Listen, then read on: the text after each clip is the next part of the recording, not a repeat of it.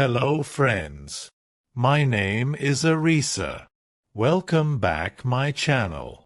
Today, we're going to talk about 10 ways to stop translating in your head. Let's get started. Identify objects around you in English. The first way to stop translating in your head is to identify the objects around you in your target language. So if you're studying English, that means you look at the objects around the room. Look at the things in your life. Don't think of them in your native language first. Think of them in your target language first. So, if I look around the room and see a computer, I shouldn't think of the word in my native language.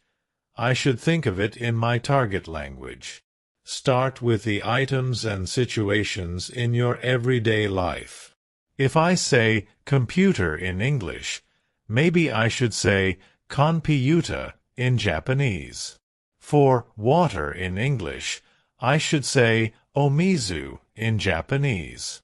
Start associating the words in your target language with your everyday life.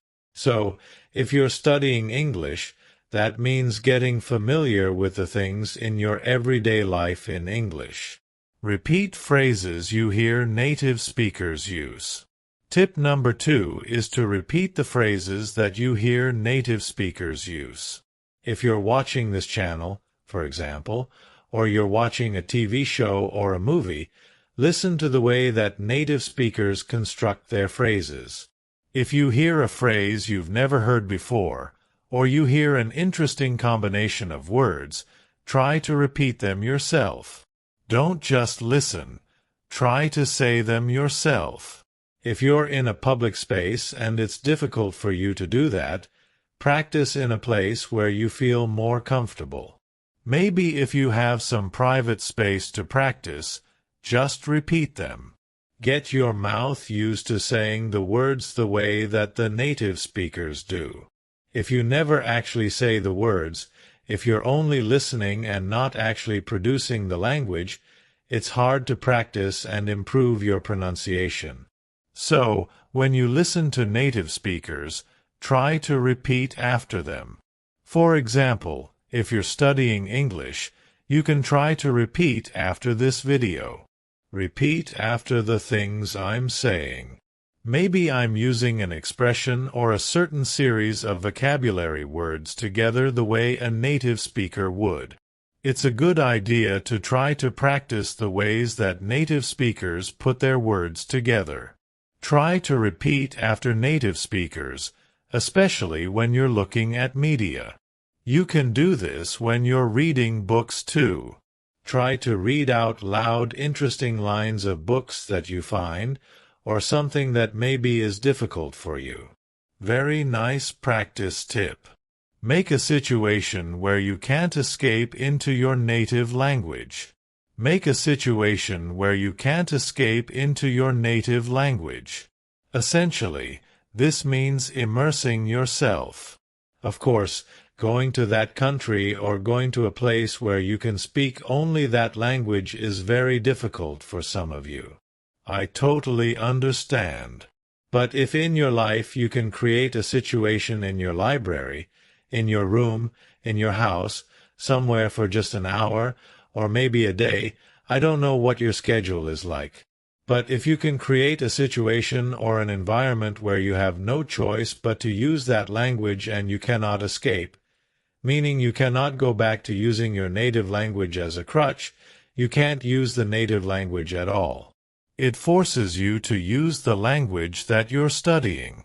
If you are lucky enough to live in the country or a place where people speak the language you're studying, great. But you have to go out and interact with people. You have to put yourself in a place where you have no choice but to speak. It's very hard and scary and embarrassing at first. But if you take time to find places and make environments that are comfortable for you, where you feel comfortable making mistakes and asking questions, it's very valuable for your learning process. This is actually something that I did. My Japanese wasn't very good for a long time, But then I started making friends who could not speak English. I did this by finding hobbies. There was a hobby that I had. I joined a group, a school actually, where I could learn how to do that hobby, and everything was taught only in Japanese. The people in my class only spoke Japanese. Maybe we would go out for drinks and food late at night or on the weekends, and everybody spoke only Japanese. If I couldn't communicate even simply in Japanese, I had no hope of keeping that friendship together. So, it forced me to study. It forced me to think about the words they were using and to try to learn those words and patterns, as well as how to produce them naturally myself. I was learning the vocabulary words the people around me were using and learning how to apply them on my own. That was only possible because I had no escape in those situations. Try to do that. Even if you can do it yourself in your house, it's super helpful, I think. Watch TV and movies in your target language without subtitles. Tip number 4 is to watch TV and movies in your target language without subtitles. Watching with subtitles can be very beneficial. If you want to watch something with subtitles on, great. But sometimes I find that I think too much about reading the subtitles and forget to listen. Maybe if you've seen a movie in your target language a few times with the subtitles on, try turning the subtitles off. Think about the character's body language, the words they're using. You can always look up the words you don't know in a dictionary later. Try to do it where you're focusing completely on the way people are using their words. Try not to use the subtitles. Another way to explore how you can use TV and movies is to turn on the closed captions in the native language of the movie. This is something that I've done. When the actual words spoken in Japanese appear on the screen, sometimes it's easier for me to catch a word if I see it visually and hear it at the same time. So, this is sort of 2 points in one. 1. Watch movies without subtitles, meaning subtitles in your native language, and 2. Watch movies with closed captioning in your target language, not in your native language. Try these 2 things with TV and movies. Don't bring a dictionary to your lesson. Tip number 5 is don't bring a dictionary to your lesson.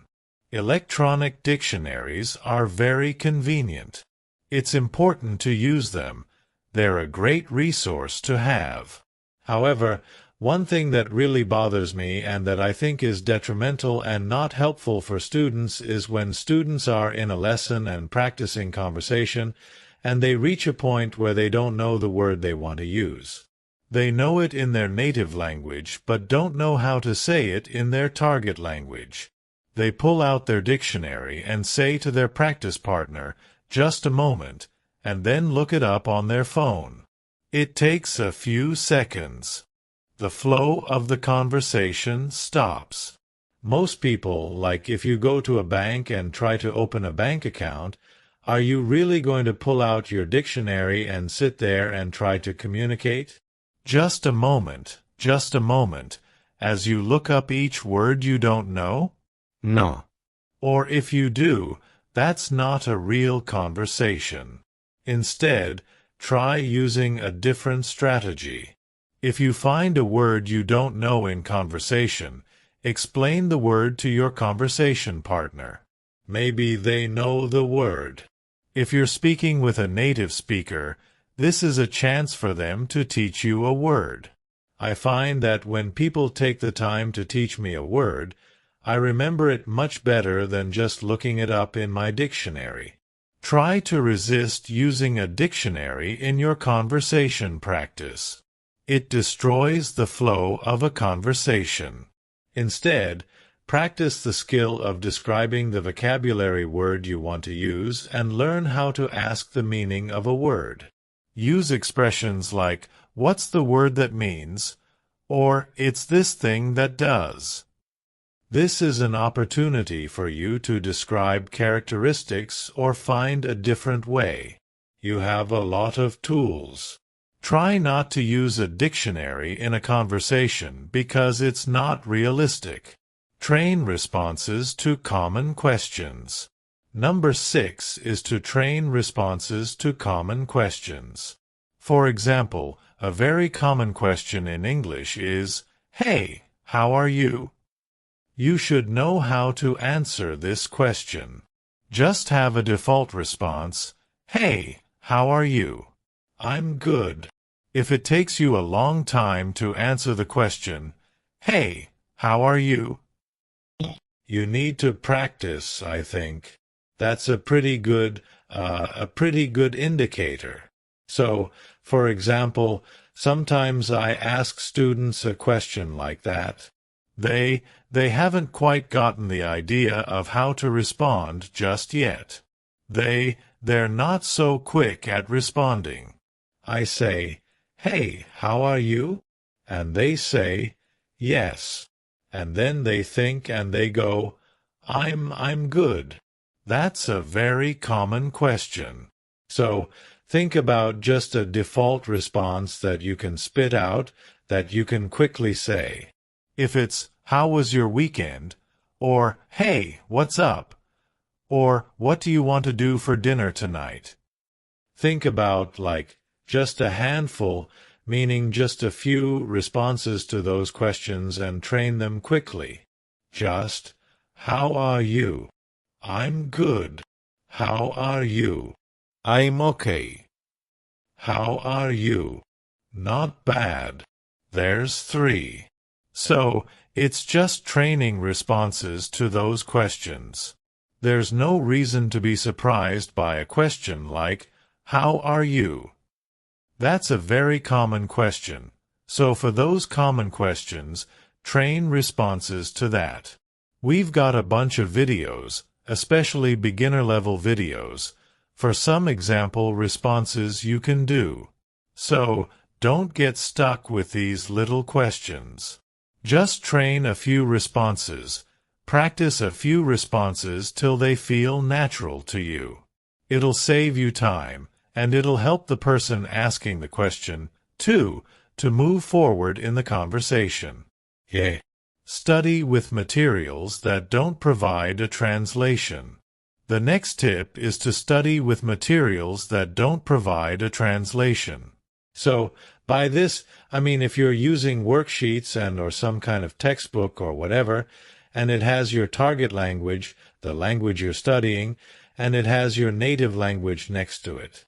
While this can be useful, I feel that if you can studying your materials only in your target language and then simplified explanations for more detailed points also in your target language can be a little bit better. So I don't want to say like you should only study things in your target language and nothing from your native language, because of course like it can be helpful sometimes to look up a word or to understand a grammar point in your native language. But where possible, if you can find something that provides simplified explanations in your target language, it can be really, really helpful. Because again, you're learning to think on like a simpler, on a more basic level about the language you're studying in the language that you're studying. So, this can be really, really good.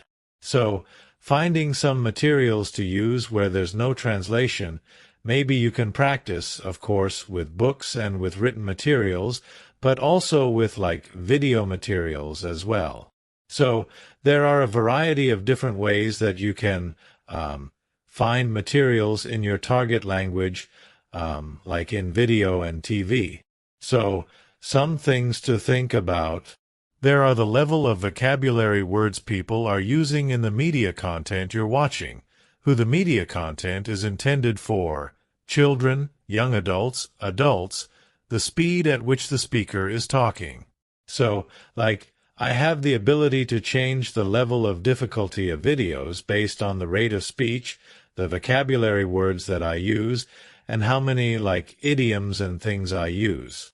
So, I could make a video very difficult. We could make a very difficult video series by leveling up our vocabulary use or by speaking very quickly. Or, as you might see in our English in 3-minute series, we can also use very simple vocabulary and speak at a low rate of speech. So, maybe right now this is a very intermediate level video, so please think about that. So, not just for written materials, but also for your audio and visual materials. Think about who your audience is, the level of the material, and so on. It can be really fun, and it can be helpful to think about your target language in your target language. All right, we're almost done. Study phrases in addition to single vocabulary words. The next tip is to study phrases in addition to single vocabulary words. So, yes, of course, vocabulary is important, but I find it personally very, very useful to look at how a vocabulary word is used in a phrase. Because sometimes using it in a phrase helps you understand the nuance of that vocabulary word really, really well. So, if I like a word like crazy, for example, in English, depending on the situation where the word crazy is used, it could mean something different. It could mean a person who is mentally confused or mixed up. It could also mean something really good. It could mean something really bad. So, if we look only at the word crazy, it's quite difficult to understand really the meaning of the word. But if you look at the way the word is used in a phrase, you can get a lot more information. So, take a look at the way people use words in phrases, not just as single vocabulary words. You can learn a lot more that way, I think. Do your daily activities in English where possible. The next tip is to do your daily activities in your target language. So, if you're studying English, that means try to do some daily activities in English if possible. So, this can be very, very boring stuff, but just think about it when you're doing the activity. So, right now I'm filming a video for Professor English Academy, or I'm going to work, I'm cooking breakfast, I'm doing the laundry. What do I have to do tomorrow? So, try thinking about your everyday life in English. If you're studying English, try thinking about your everyday activities, the people that you meet, what are you doing? So, this is a way to help you practice your verbs. So, if you don't know, you're doing something at work and you're like, oh my gosh, how do I explain what's the verb for, a picture? I want to blah blah a picture. What's the word? You can check a dictionary at that point and go, it's draw. I need to use the verb draw for draw a picture. So, you can find these little gaps in your everyday life, these little gaps in your knowledge if you think about your everyday activities in your target language. If you don't think about it in your target language, you might not realize you have vocabulary gaps or phrase gaps here and there. So, this is a really good and kind of funny, way to study. Use a learner's dictionary for new words. The last tip is to use a learner's dictionary for new words. So, in English, there are learner's dictionaries available in English. So, my personal favorite, is Merriam-Webster. Merriam-Webster is a fantastic dictionary resource. They're so interesting, and they have tons of, historical information. I really do just sit and, read things on the dictionary page lately. It's true. But, of course, there's a definition, there's a meaning for words, there are example sentences for words. But Merriam-Webster also has what's called a learner's dictionary. If you find a word that you don't recognize, you can check it in a dictionary, in a learner's dictionary, and it gives you a simple explanation in simple English of that word. So, instead of checking it in your native language, you can check it in your target language. So, again, this helps you to understand the word that you are focused on, but you understand it from the language you're studying, not from your native language. So, using a learner's dictionary can be really, really useful as well. Alright, so those are 10 tips. Those are 10 tips to help you stop translating in your head. I know it's very difficult, but it takes time and it takes practice. And I hope that these are a few strategies that can help you as you study any language. Of course, this is an English language channel, an English language learning channel, but I think these tips are pretty good for learning just about any language, really. So, I hope those are useful for you. If you have tried these strategies, or if you have any other comments or other tips, please let us know in the comment section below this video.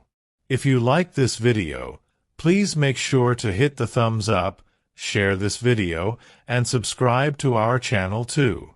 Check us out at Professor English Academy for more good stuff as well. Thanks very much for watching this episode of Top Words, and I will see you again soon. Bye.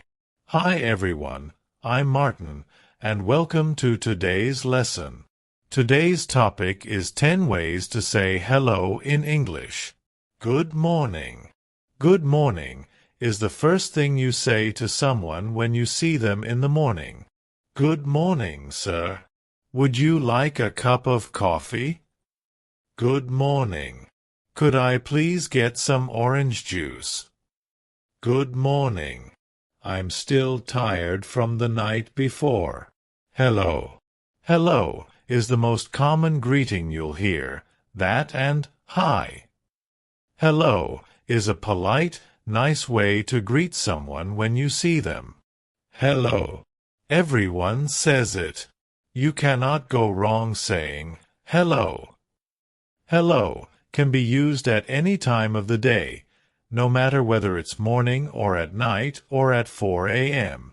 When you see someone, you can say hello, and it will still be appropriate. Long time no see. Long time no see. It's not necessarily grammatically correct, but it's a saying that we have. Hey, long time no see. What it means is that you haven't seen that person in a long time, so it literally means long time no see. Long time no see is something you say to someone when you haven't seen them in a while. Hey, John. Long time no see. How are the wife and kids? How have you been? Hey, how have you been? I haven't seen you in a long time. How have you been is asking someone how they're doing and how they've been for the past however long. If you haven't seen them in a while, you might say, hey, long time no see. How have you been? How have you been? That's past tense. It implies that you haven't seen them in a while, and you want to hear about how they are and how they've been for all of that time that you haven't seen them. Hey, long time no see. How have you been? How are you? How are you means how are you doing? How are you feeling? How is everything? It's a standard thing that you might say to anyone, even if you've seen them the day before. You might see them today and say, hey, how are you? How's it going? Hey, how's it going? How is it going is a more informal way to say, how are you? So, how are you and how's it going, they mean the same thing. It's asking how you are doing, how you are feeling. Is everything okay with you?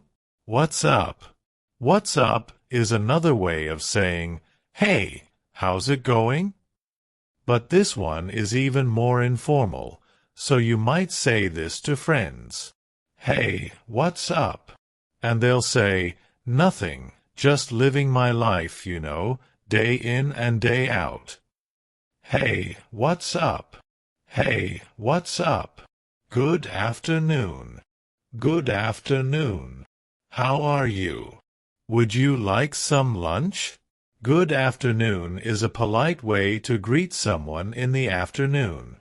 So if you run into your boss, you might say, "Good afternoon." It's very nice.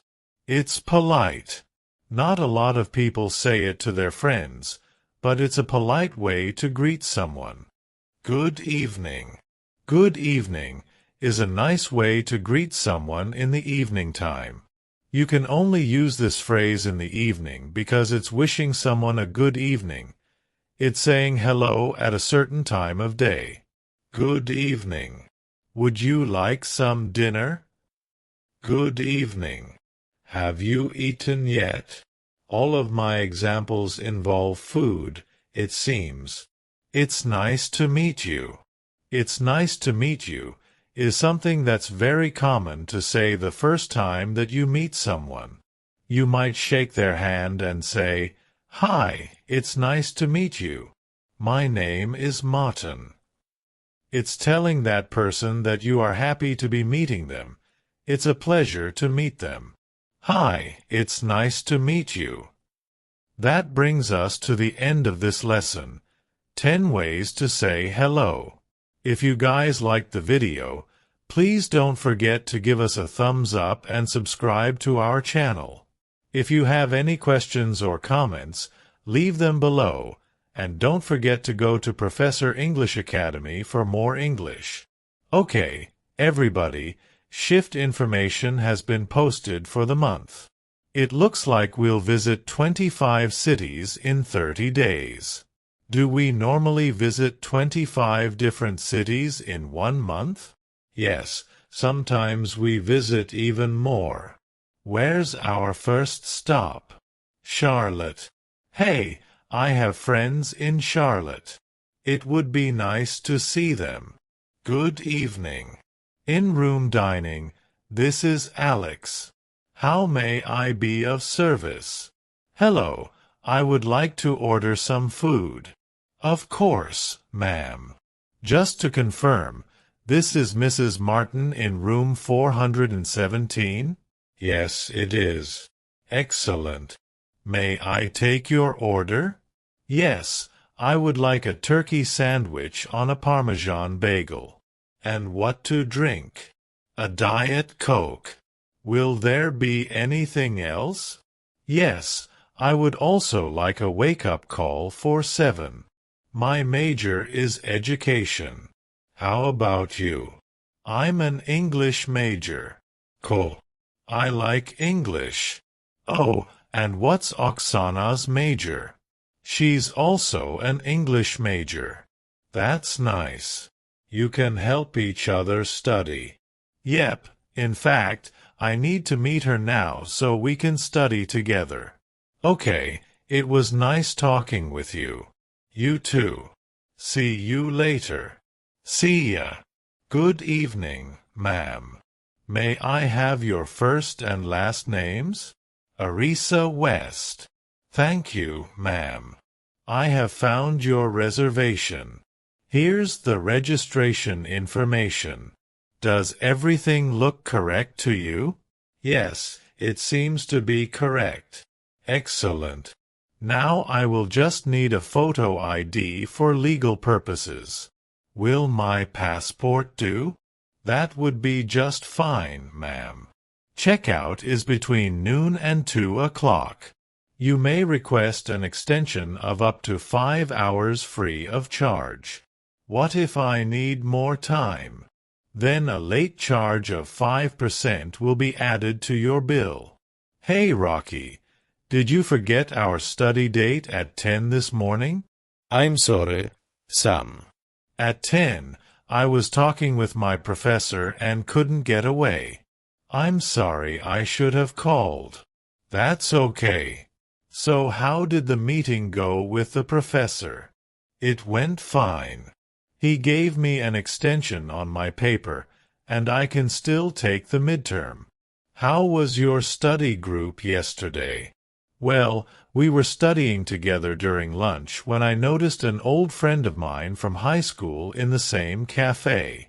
My concentration quickly switched from class to catching up with my friend, so I didn't get much done.